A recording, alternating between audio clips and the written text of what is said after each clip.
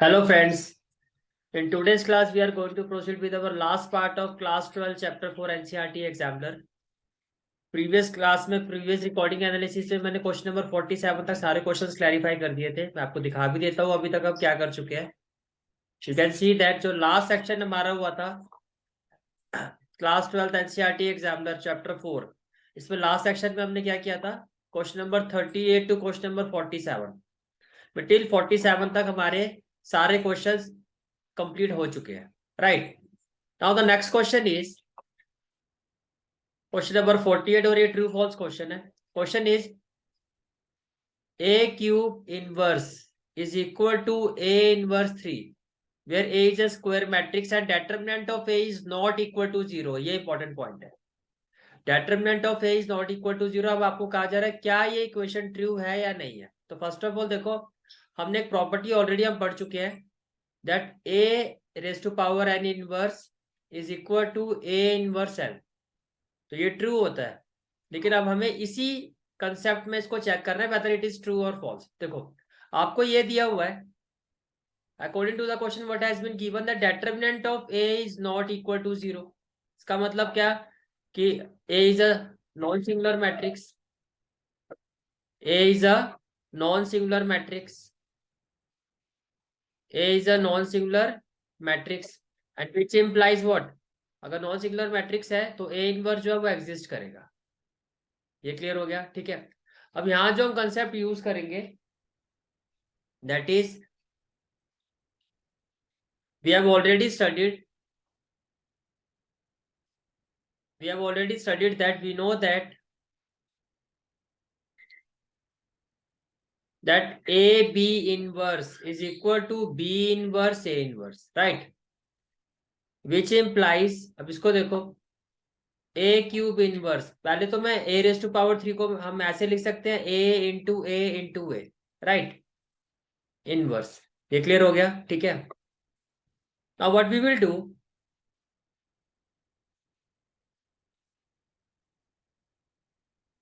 It can be written as A A. ये वाला जो पार्ट है ये, इसको अगर मैं ग्रुप करके एक पार्ट में कन्वर्ट कर देता हूँ ब्रैकेट करके, तो इसको मैं कुछ ऐसे लिख सकता हूँ।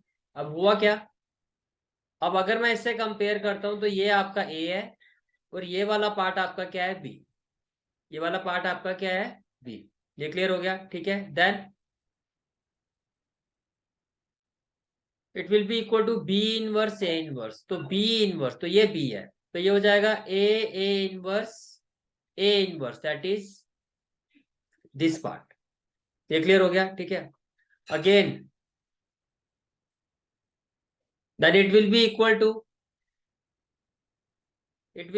B inverse A inverse, that is A inverse and this A inverse. अब ये क्या हो गया, a inverse raised to power 3. It means a cube inverse is equal to a inverse raised to power 3. That is true.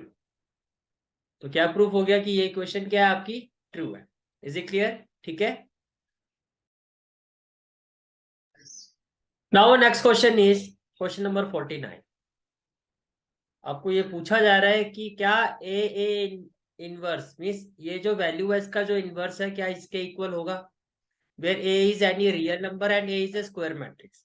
सबसे पहला point तो देखो यहाँ खड़ा होता है कि आपको सिर्फ ये कहा गया कि ए सिर्फ एक स्क्वायर मैट्रिक्स है। अब स्क्वायर मैट्रिक्स आपको पता सिंगुलर भी होती है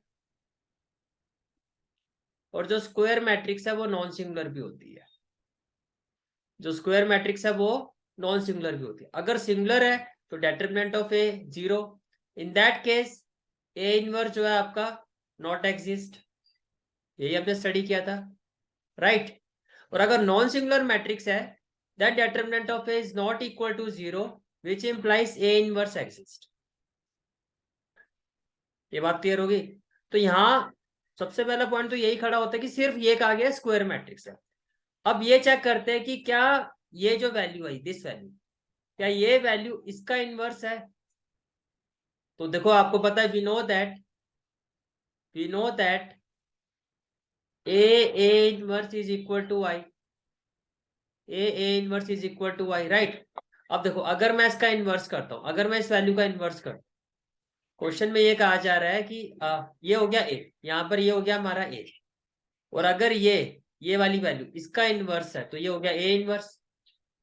तो अगर मैं ए इंटू ए इनवर्स इक्वेशन को पुट करता हूँ और अगर वो आई के इक्वल आता है, मीन्स देखो आपने ए की जगह पुट किया small a capital A, because this is the value of A, और ए इनवर्स की जगह पुट करेंगे 1/a ए इनवर्स, राइट। और ये आपका कैंसिल हो गया, तो ये क्या हो गया A inverse, and we know that A inverse किसके इक्वल है, आई। इसका मतलब क्या, इसका मतलब ये जो ए इनवर्स है, ये जो वैल्यू है, ये इसके इनवर्स के इक्वल है। ये चीज तो सेटिस्फाई हो रही है, but the main issue is this statement. आपको सिर्फ ये कहा गया कि ये एक स्क्वायर मैट्रिक्स है, आपको सिर्फ ये कहा गया स्क्वायर मैट्रिक्स है, ये नहीं कहा गया कि A is a non singular square matrix, right. तो इसका मतलब क्या, अगर मैं इस इक्वेशन की बात करता हूं, ये इक्वेशन कि A inverse is equal to 1/a inverse, yes it is true, but A is a singular matrix, but A is a singular matrix, not non-singular square matrix. A is a question में कहा गया A is a square matrix. Question में ये कहा गया A is a square matrix. ये नहीं कहा गया not non-singular square matrix. इस रीजन की वजह से कि ये जो वर्ड है, अगर यहाँ पे लिखा होता नॉन सिंगुलर स्क्वायर मैट्रिक्स, तो ये स्टेटमेंट मैं कहता कि ट्रू है, तो हम ये कहते हैं कि ये ट्रू है। बट सिर्फ स्क्वायर मैट्रिक्स लिखा हुआ, तो स्क्वायर तो भी सिंगुलर भी होती है नॉन सिंगुलर भी होती है, आप कैसे ट्रू कह सकते हो, हम ट्रू नहीं कह सकते, क्योंकि अगर ये सिंगुलर मैट्रिक्स है तब ये चीज पॉसिबल ही नहीं होगी। अगर नॉन सिंगुलर स्क्वायर मैट्रिक्स होता, yes for sure then it is true, but in this case it will be false. Is it clear? ठीक है, next question is question number 50।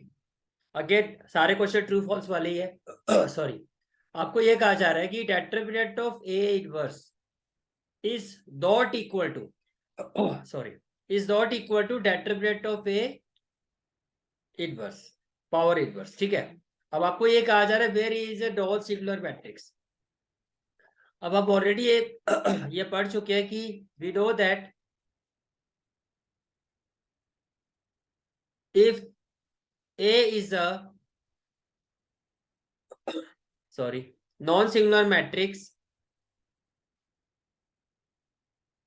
then determinant of A inverse is always equal to determinant of A raised to power inverse. ये equal होता है, this is the property, और यहां कहा जा रहा है नॉट इक्वल, तो ये क्या हो गया, this is false. Is it clear? Now next question is question number 51। इफ A and B are matrices of order 3, order कितना है 3, and determinant of A is equal to 5, determinant of B is equal to 3, then determinant of 3AB will be equal to 27 into 5 into 3 and it is equal to 405. Okay भाई, इस question को करने से पहले आपको एक प्रॉपर्टी हमने discuss की थी, आपको याद होगा, we know that determinant of ka is equal to k raised to power n into determinant of a, where n is what, order, where n is order of matrix, या फिर simple सी बात है where n is order। अब यहां देखो आप, और दूसरी प्रॉपर्टी जो हमने पढ़ी हुई है वो क्या है कि determinant of A B is equal to determinant of A into determinant of B. इन दोनों प्रॉपर्टीज का यूज करेंगे हम इस क्वेश्चन को करने के लिए। कैसे, देखो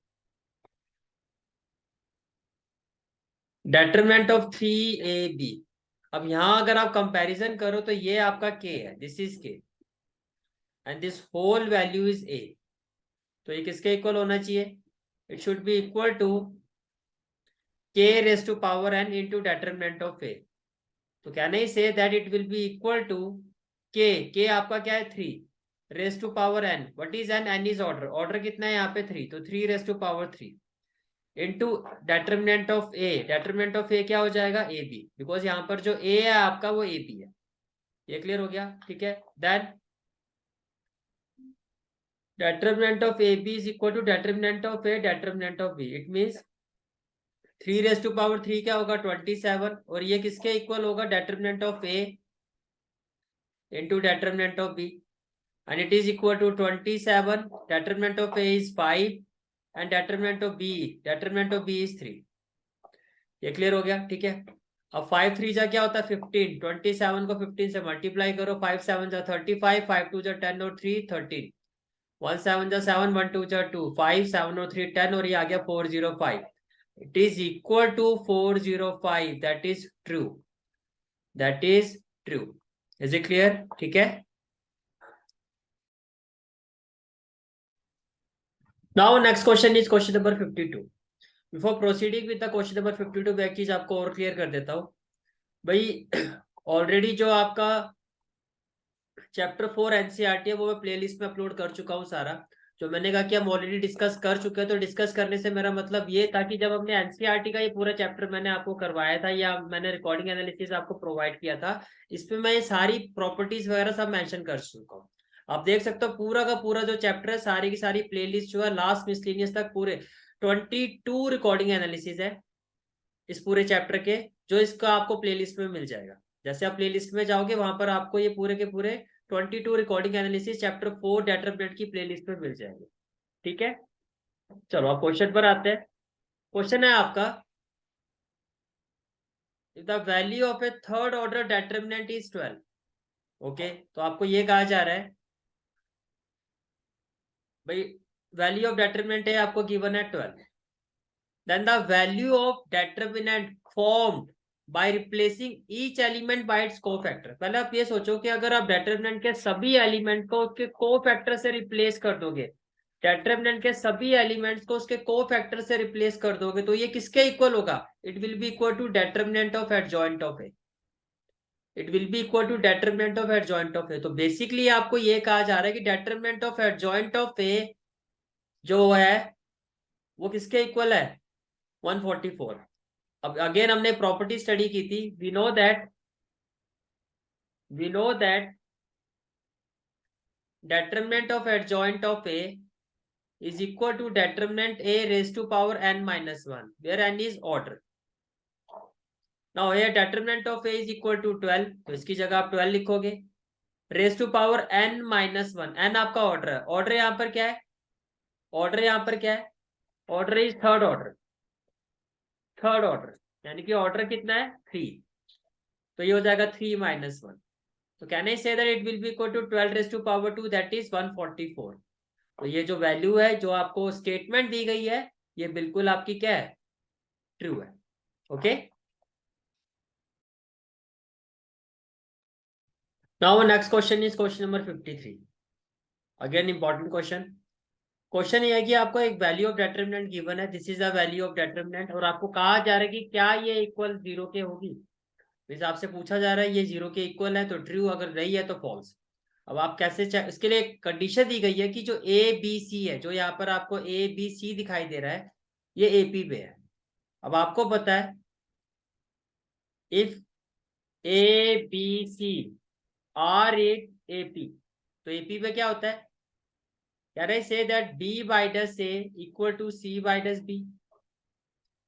सेकेंड माइनस फर्स्ट टर्म और थर्ड माइनस सेकेंड टर्म ये इक्वल होना चाहिए, because it is equal to the common difference, right? That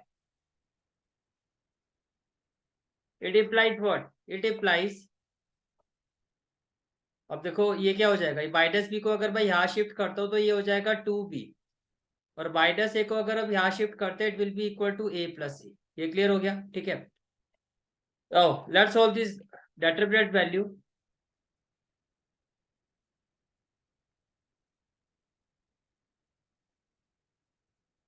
Now this is the value of determinant which has been given in the question. और first of all अब यहाँ पर operation अगर लगाएंगे तो ज्यादा इजी हो जाएगा। तो मैंने ऑपरेशन लगा दिया R1 पर, R1 plus R2 plus R3। R1 पर ऑपरेशन लगा दिया R1 plus R2 plus R3, that what we will have,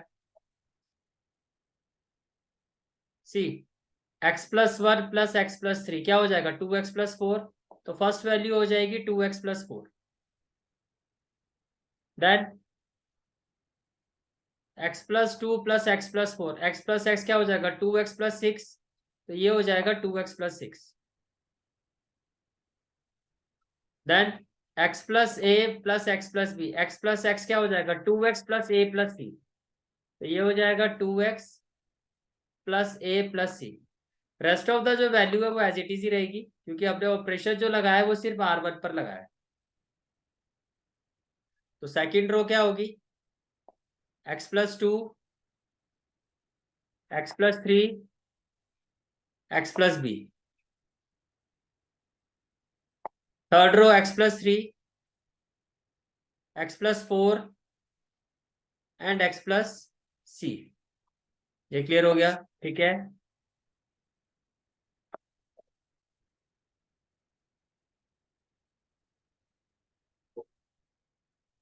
अब अभी हमने सॉल्व किया था 2b equal to A plus C. अभी हमने ए प्लस सी की वैल्यू निकाली थी। You can see that 2b equal to A plus C, तो ए प्लस सी को हम रिप्लेस कर सकते हैं 2b से। We can replace A plus C by 2b, so it can be written as 2x plus 4, then 2x plus 6, and this part ये हो जाएगा 2x plus 2b. Why? Because a plus c is equal to 2b, and rest of the value will remain as it is, x plus 2, x plus 3, x plus b. Then x plus 3, x plus 4, x plus c. Is it clear? ठीक है।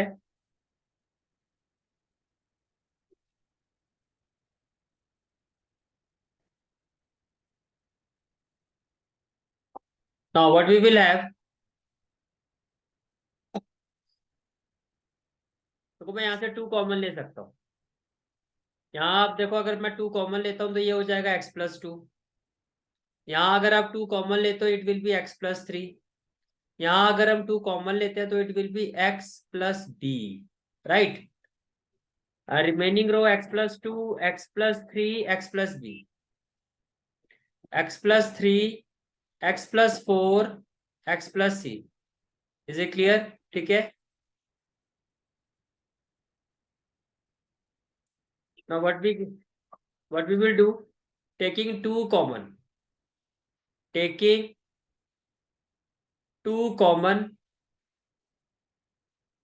from R1, but we will have 2 remaining elements are x plus 2, x plus 3, x plus b, then x plus 2,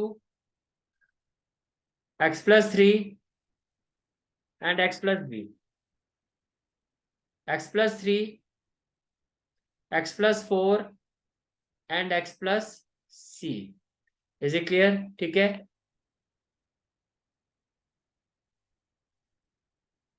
Now you can see that R1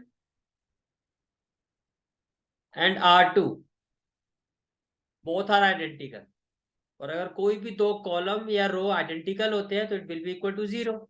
The value of this determinant will be equal to 2 into 0, that is 0. Why? Because R1 and R2 are identical. It means जो given statement थी वो हमारी क्या है, true. Question में यही कहा गया था कि value of this determinant is equal to 0, जो आ भी रही है, it is true.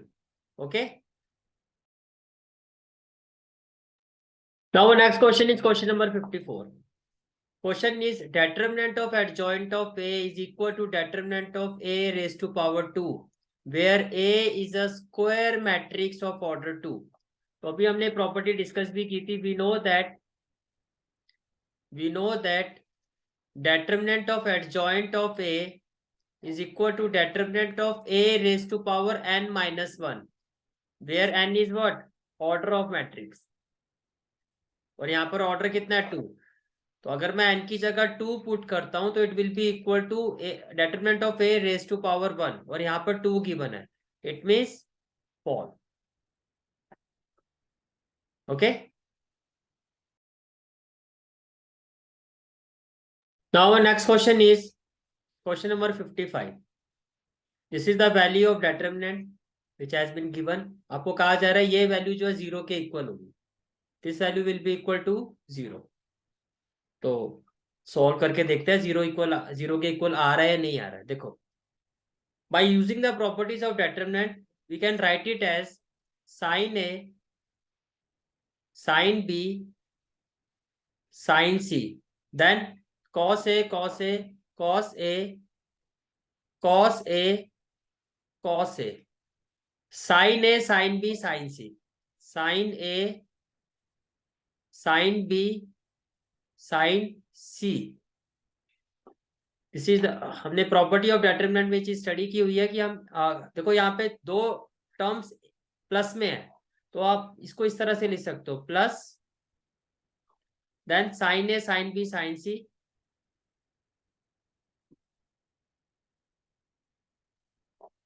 Cos A cos A cos A,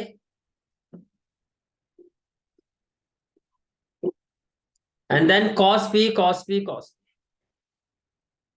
bye property of determinant both these values are equal. With respect to the third column हम इसको इस तरह से divide कर सकते हैं, डिस्ट्रीब्यूट कर सकते हैं, ठीक है। अब आप ये देखो कि ये जो फर्स्ट डिटरमिनेंट है, ये जो फर्स्ट डिटरमिनेंट है, इसमें देखो आप फर्स्ट कॉलम को देखो और थर्ड कॉलम को देखो, आइडेंटिकल है, तो ये 0 के इक्वल होना चाहिए। तो can I write it as it will be equal to, ये वैल्यू तो आपकी 0 हो गई, plus now we are left with this value. अब इसमें देखो अगर मैं C2 में से cos A कॉमन ले लेता हूं और C3 में से अगर मैं cos B कॉमन ले लेता हूं, तो we are left with sin A sin B sin C, then 1 1 1, then 1 1 1। ये क्लियर हो गया। अगेन जो C2 और C3 है, जो C2 और C3 है वो आइडेंटिकल है, C2 and C3 are identical, तो it will also be equal to 0, 0 plus 0 equal to 0। इसका मतलब जो आपकी स्टेटमेंट है कि given value of this determinant is equal to 0, वो आपकी क्या है, ट्रू है, that is true. Okay, now next question is question number 56। if the determinant, this is the given value of determinant, splits into exactly k determinants, means कितने, ये जो एक given determinant है इसको हम कितने डेटरमिनेंट्स में स्प्लिट कर सकते हैं, और जितने डेटरमिनेंट्स में हम स्प्लिट कर सकते हैं लाइक 6 7, वो के है, वो के इक्वल होगा। ऑर्डर क्या होना चाहिए, सभी डेटरमिनेंट्स का 3 होना चाहिए, each element of which contain only one term then the value of K is it. Each element, जैसे इस एलिमेंट में 2 टर्म है, अब आपको कहा जा रहा है अगर सभी एलिमेंट्स में सिंगल टर्म हो तो कितने डेटरमिनेंट्स में ये गिवन डेटरमिनेंट स्प्लिट हो जाएगा, and that is equal to K. According to the question कहा जा रहा है कि वो 8 होगा, यानी कि हम इस गिवन डिटरमिनेंट को इस कंडीशन के हिसाब से 8 टाइम स्प्लिट कर सकते हैं, 8 बार इसको स्प्लिट कर सकते हैं, यानी कि ये 8 डिटरमिनेंट में स्प्लिट हो जाएगा। अब चेक करते हैं, देखो गिवन डिटरमिनेंट की जो वैल्यू है आपकी, the value of given determinant is, this is the value of given determinant, right. अभी प्रीवियस क्वेश्चन में मैंने आपके साथ एक प्रॉपर्टी को डिस्कस किया था कि पर्टिकुलर रो और कॉलम में अगर 2 टर्म्स हो तो उसके रिस्पेक्ट में हम डिटरमिनेंट को स्प्लिट कर सकते हैं। तो पहले फर्स्ट रो के रिस्पेक्ट में मैं स्प्लिट कर रहा हूं, तो it will be equal to X, ये बाकी एज इट इज ही रहेगा, Y plus B Q plus B और एम प्लस जी। और फर्स्ट रो में क्या हो जाएगा, एक्स पी और एल, एक्स पी और L.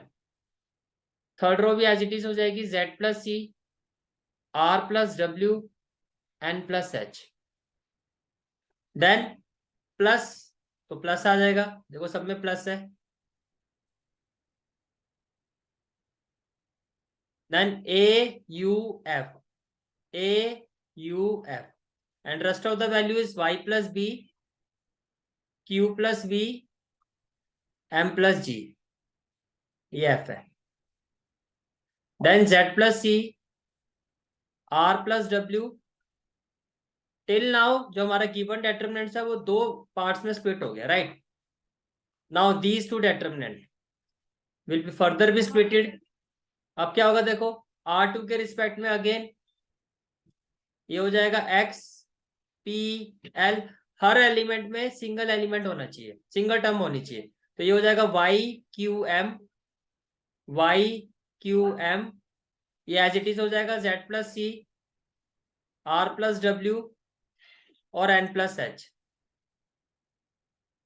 Plus again x p l, ये as it is, then b v g, b v g, और ये हो जाएगा आपका z plus C r plus w n plus h। ये क्लियर हो गया, ठीक है। Then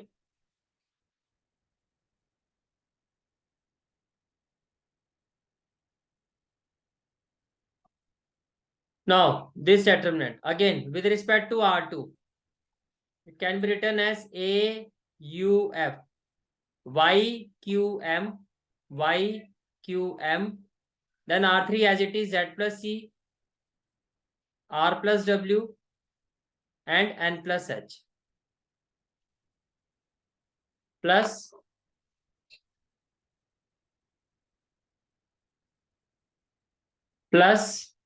first row as it is a u f, then b v g, b v g, और ये हो जाएगा z प्लस जी r प्लस w और n प्लस h। अब थोड़ा सा आइडिया आपको आई थिंक यहाँ पे मिल गया होगा। थर्ड वाले में भी देखो क्या होगा, this determinant will be divided into two parts, this determinant also divided into three parts, तो टोटल कितने हो गए। this determinant again will be divided into two parts, तो ये टोटल हो गए 4। और आगे देखो, these two determinant again divided into two parts, तो टोटल कितने हो गए 6। this determinant will also divided into two parts, just split into two parts 7 8। तो टोटल जो गिवन determinant है as per the given condition वो 8 पार्ट्स में split हो रहा है। It means value of K, it means value of K will be equal to 8। और question में भी यही कहा गया था, अगर आप क्वेश्चन को देखो, can see that as per the given condition, as per the given condition order 3, तो हमने जो स्प्लिट किया सभी का ऑर्डर 3 है। Each element of which contain only one term, तो सभी में वन वन टर्म है, तो वैल्यू ऑफ के यानी कि वो 8 पार्ट्स में स्प्लिट होगा। It means it is true. Okay, now next question is question number 57। आपको ये कहा जा रहा है determinant A P X B Q Y C R Z, अगर इसकी वैल्यू 16 के इक्वल है तो क्या ये डिटरमिनेंट जो है वो 32 के इक्वल होगा। आपको ये चेक करना है, ठीक है।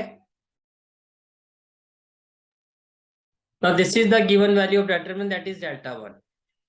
अब हमें ये चेक करना है कि क्या ये वैल्यू 32 के इक्वल होगी। तो देखो फर्स्ट ऑफ ऑल वही, we know that with respect to the column और row we can split the determinant, एक तो हमें ये पता है। पर फर्स्ट ऑफ ऑल अगर आप ध्यान से देखो, अगर हम यहाँ पे C1 पर ऑपरेशन लगाते हैं that is C1 plus C2 plus C3, so what we will have C1, तो देखो P plus P 2P, A plus A क्या होगा 2A, और X प्लस X क्या होगा 2X, तो ये हो जाएगा 2P plus 2X plus 2A। Q plus Q ये हो जाएगा 2Q, Y प्लस Y क्या हो जाएगा 2Y, और B प्लस B क्या हो जाएगा 2B। Q प्लस Q हो गया 2Q, Y प्लस Y हो गया 2Y, और B प्लस B क्या हो गया 2B। ये भी क्लियर हो गया।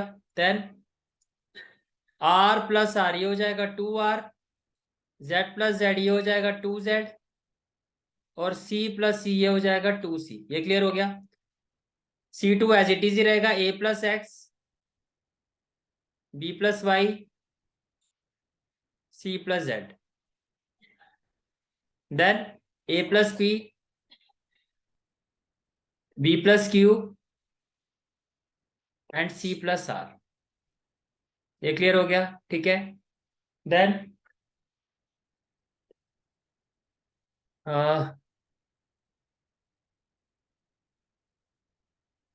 फ्रॉम फर्स्ट कॉलम, अगर आप देखो फर्स्ट कॉलम में आप देखो तो हम टू कॉमन ले सकते हैं, तो ये हो जाएगा p plus x plus A, ये हो जाएगा टू, ये हो जाएगा q plus Y plus B, और ये हो जाएगा टू, ये हो जाएगा r plus Z plus C. Right. Second column as it is हो जाएगा आपका a plus x, B plus Y और C plus Z. Third column हो जाएगा आपका a plus P, B plus Q और सी प्लस आर। ये clear हो गया, ठीक है। Now we can take two common from C1, we can take two common from C1। तो जैसे आप टू कॉमन लोगे तो डेल्टा वन क्या हो जाएगा, p plus x plus A, Q plus Y plus B, R plus Z plus C, then A plus x, B plus Y, C plus Z, A plus B, B plus Q, C plus R. ये clear हो गया, ठीक है। Now what we can do, अगर आप C1 पर operation लगाते हो that is C1 minus C2, so delta one will be equal to two. अब देखो इस वैल्यू में से अगर मैं इस वैल्यू को माइनस करता हूं तो a कैंसिल हो जाएगा, x कैंसिल हो जाएगा, तो क्या आएगा p। इस वैल्यू में से अगर आप इस वैल्यू को माइनस करते हो देन y कैंसिल हो जाएगा, b कैंसिल हो जाएगा, क्या आएगा q। इस वैल्यू में से अगर हम इस टर्म को माइनस करते हैं तो what we will have, z cancel हो जाएगा, c कैंसिल हो जाएगा, जब माइनस करोगे तो we are left with r। तो C1 के सारे एलिमेंट्स क्या होंगे आपके, p q r। C2 आपका एज इट इज ही रहेगा, C2 आपका एज इट इज ही रहेगा, that is a plus x, B plus Y और सी प्लस जेड। और C3 क्या होगा आपका as it is a plus P, B plus Q और सी प्लस आर। ये क्लियर हो गया, ठीक है। अब आप ये भी देखो कि जो आपको गिवन वैल्यू जिसका आपको यूज करना वो क्या है, this is the given value, this is the given value जिसको यूज करके ही हम इसकी वैल्यू फाइंड कर सकते हैं। मैं इस वैल्यू को भी साथ में यहाँ पे ले लेता हूँ, देखो। अब आप ये देखो कि जो आपकी रिक्वायरमेंट है उसमें पी क्यू आर तो आपको मिल गया। अब हमें क्या चाहिए, ए बी सी। ए बी सी यहाँ आपको दिखाई दे रहा है, ठीक है। ए बी सी यहाँ आपको दिखाई दे रहा है, और साथ में क्या है, एक्स वाई जेड है। और यहाँ पर क्या है, पी क्यू आर, यहाँ पर क्या दिखाई दे रहा है, पी क्यू आर। तो अगर मैं यहाँ से देखो, यहाँ आपको अगर मैं C3 में से अगर मैं C3 में से इसको माइनस कर दूं, मीन्स अगर मैं C3 पर ऑपरेशन लगा दूं, C3 - C1, C3 - C1, right. ये काम करते हैं पहले,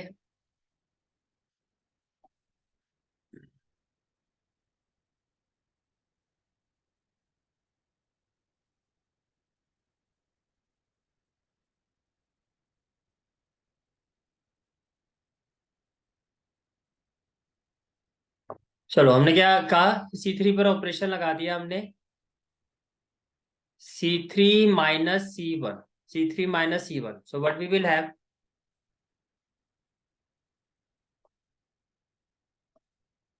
तो डेल्टा वन की वैल्यू क्या हो जाएगी, twice of P Q are.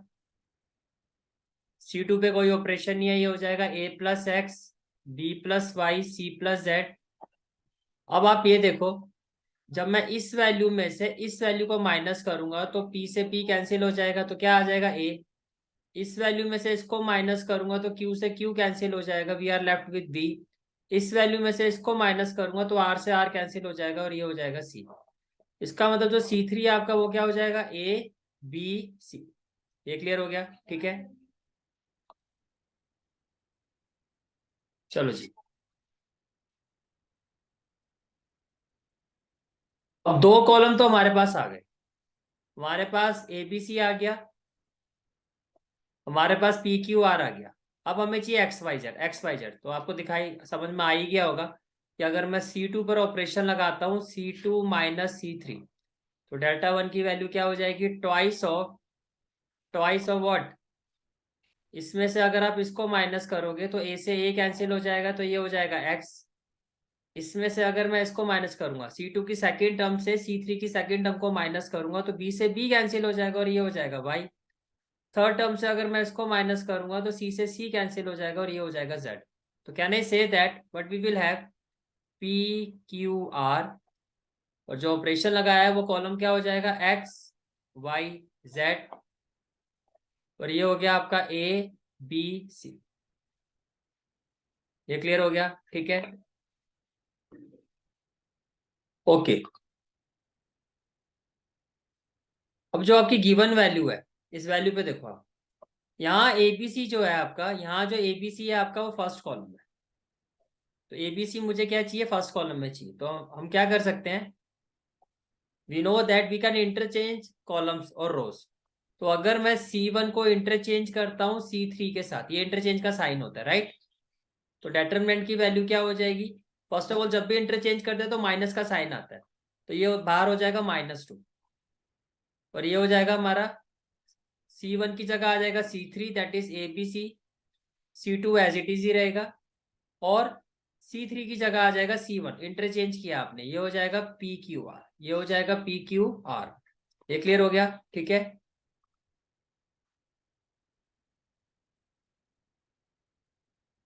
Then अब आप देखो, जो आपको चाहिए PQR वो सेकंड कॉलम में चाहिए, और यहाँ PQR जो है मेरा वो थर्ड कॉलम में है, और थर्ड कॉलम में हमें XYZ चाहिए, और यहाँ XYZ जो सेकंड कॉलम मीन्स, अब हम इन दोनों को इंटरचेंज करेंगे, इन दोनों को क्या करेंगे, इंटरचेंज। तो आप इंटरचेंज करोगे आप C2 को C3 के साथ। अगेन जब भी इंटरचेंज करते हैं तो माइनस का साइन आता है, तो माइनस ऑलरेडी था, फिर इसका माइनस आएगा, तो माइनस माइनस क्या हो जाएगा, प्लस, तो ये हो जाएगा 2, और ये हो जाएगा आपका ABC। C2 और C3 को इंटरचेंज करोगे तो ये हो जाएगा PQR, और ये हो जाएगा आपका XYZ। ये क्लियर हो गया, ठीक है। अब ये जो वैल्यू है ये 16 के इक्वल है। अब ये जो हमारी वैल्यू आई है, this complete value is equal to what, 16। तो it will be equal to, it is equal to what, 2 into 16, that is 32, that is 32। और क्वेश्चन में भी यही आपसे पूछा गया था कि ये 32 के इक्वल है, क्वेश्चन में भी यही कहा गया, इसका मतलब given statement is what, true. Is it clear, ठीक है।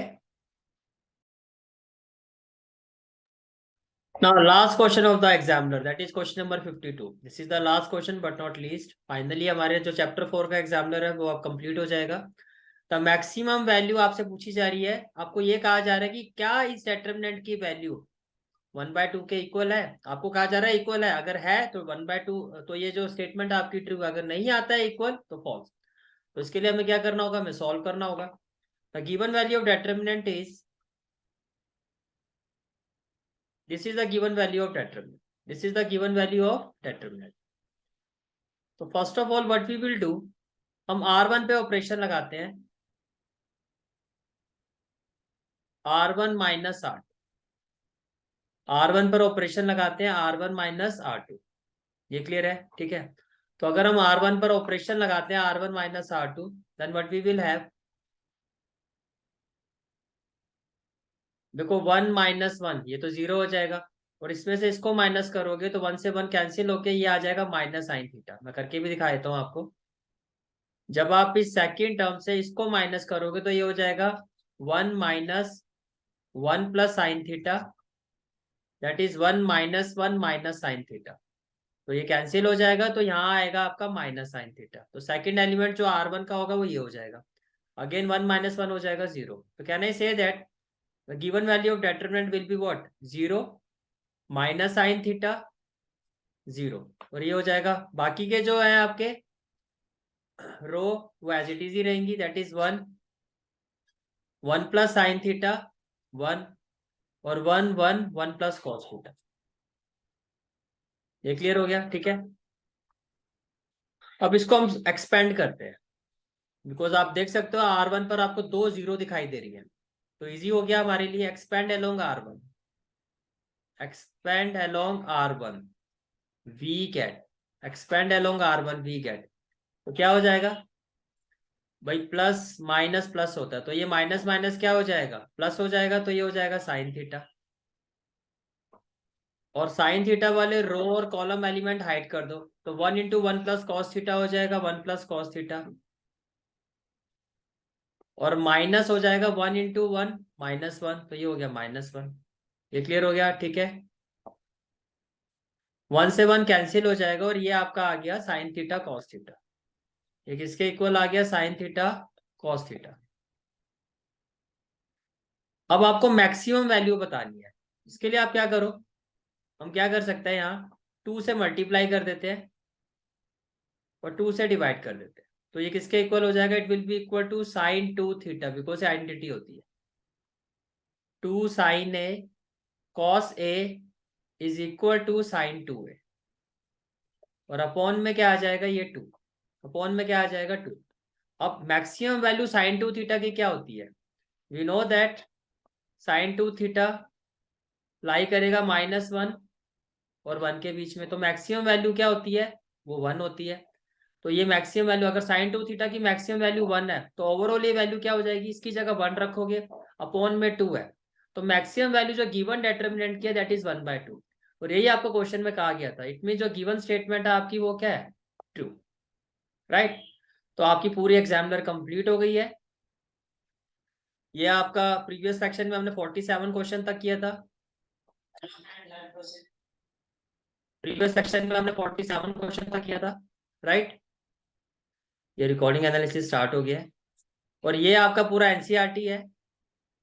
एनसीईआरटी में मैंने आपको अभी बताया था कि एनसीईआरटी जो चैप्टर 4 का है, इसके 26 रिकॉर्डिंग एनालिसिस है जिसकी प्लेलिस्ट में। तो चैप्टर 4 एनसीईआरटी और एग्जामिनर दोनों आपका चैनल पे पूरी तरह से अपलोड हो चुका है। नेक्स्ट क्लास में I will proceed with the chapter 5 examiner limits and continuity and differentiability chapter. उसकी जो एनसीईआरटी है वो प्लेलिस्ट में ऑलरेडी अपलोडेड है, ठीक है। अब हम स्टार्ट करेंगे चैप्टर 5 एग्जामिनर से। That's is for today's class. Thank you.